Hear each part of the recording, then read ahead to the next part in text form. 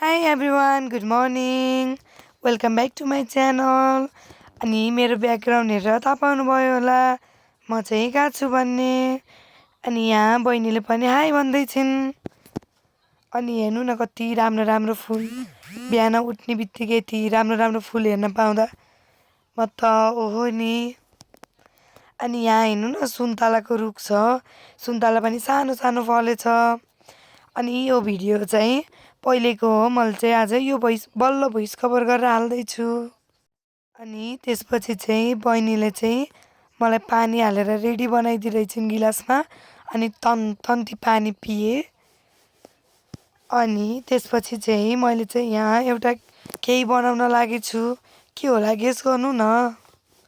भयो मै भन्छु। मैले चाहिँ आज कुराउनी बनाउन लागेको।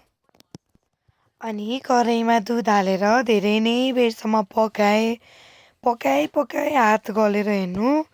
अनि दुध फेरि तल भाँडामा लाग्यो भने चाहिँ डढ्यो भने चाहिँ तितो हुन्छ नि त। अनि त्यही भएर पकाएँ आगोमा बसेर मेरो हालत चाहिँ एकदमै खराब भइसकेको थियो। अनि धेरै बेर पकाएपछि चाहिँ यो चाहिँ लगभग रेडी हुन लागिसकेको थियो। हेर्नु न कस्तो मिठो देखिएको थियो नि। वाउ, अहिले सम्झिँदा नि खान मन लाग्छ कि। अनि लगभग मेरो कुराउनी चाहिँ रेडी भइसकेको थियो। अनि त्यसपछि चाहिँ हामीले खाना खायौँ। अनि खाना खाएर बहिनी र म हामी चाहिँ भाँडा धुन थाल्यौँ। अनि भाँडा धोइसकेपछि चाहिँ अनि त्यसपछि हामी तिनवटा चाहिँ के गफ गर्दै थियौँ, हाँस्दै थियौँ, एकअर्काको बिल्ला हान्दै थियौँ। हामी चाहिँ भेटेपछि यस्तै हो। अनि यहाँ स्मृति चाहिँ के भन्दै छिन् म चाहिँ बिर्सेँ त्यो बेला। अनि हामी चाहिँ बारीमा गएर तामा ल्याएर तामा काट्यौँ। अनि तामा सँगसँगै हामीले चाहिँ बेडुला पनि लिएर आएको थियौँ। यहाँ आन्टीले चाहिँ मैले आएको देखाएँ भिडियोमा भन्दै देखाउँदै हुनुहुन्थ्यो कपडामा खसाल्दै। ढङ्गै छैन हेर्नु न।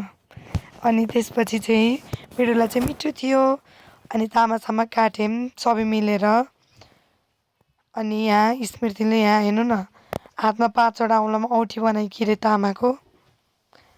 अनि हेलो भन्दै छिन्। अनि तामासामा काट्यौँ। अनि आन्टीले नि मलाई नि देखाइ न यहाँ मकै भूत लाग्यो भन्नुहुन्थ्यो। ल देखाइदिए त नि भने।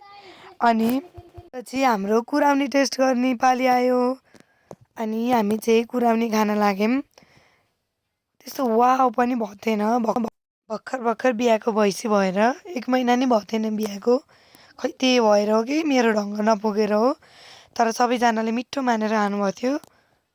मलाई चाहिँ त्यो अर्को एकदम मसिनो हुन्छ नि त्यस्तो टाइपको एकदम मनपर्छ। अनि हामी चाहिँ गफ गर्दै खाँदै गऱ्यौँ सबैजना भएर।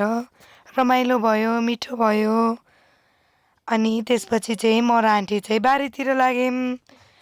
बारीतिर लागेर अनि म चाहिँ यहाँ पिरो खुर्सानी टिप्न लागेँ। हेर्नु न कति लटरम्मै फल्यो थियो। अनि खुर्सानी टिपेँ।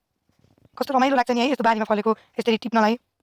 अनि आन्टी र म चाहिँ गफ गर्दै खुर्सानी टिप्दै गऱ्यौँ। म चाहिँ यतापट्टिको साइडको टिप्दै थिएँ, आन्टी चाहिँ उतापट्टिको टिप्दै हुनुहुन्थ्यो। हेर्नु त रातै छ खुर्सानी पाकेर।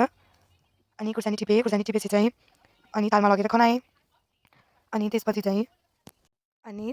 चाहिँ हामी माथि घर गयौँ। हेर्नु न पुरै लथारिङ्ग थियो। हामी चाहिँ यहाँ प्याकिङ गर्दै थियौँ।